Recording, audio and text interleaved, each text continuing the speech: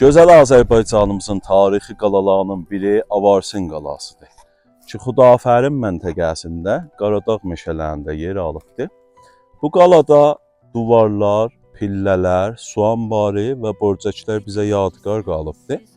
Buranın təqribi tarixi 3000 il bundan qabaq gedir ki, neçə yüz il bundan qabaqcan bura istifadə olunurdu.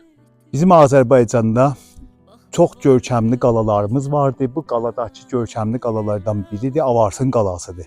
Avarsın qalasında bizim bu su anbarıdır ki, neçə min illərdir bu hududan burada pabərcadır.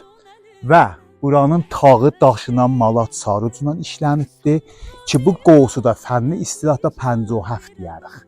Və gözəl bir şahkar memari bağıstanıdır ki, hələ indiyə kimində yerində ayaq üstə qalıbdır. Buranın karbərisi, işlənişi nizami ilə difai idi. Siz əzizlər kommentlərdə yazın ki, daha nələr bu gözəl və tarixi qaladan bilirsiniz.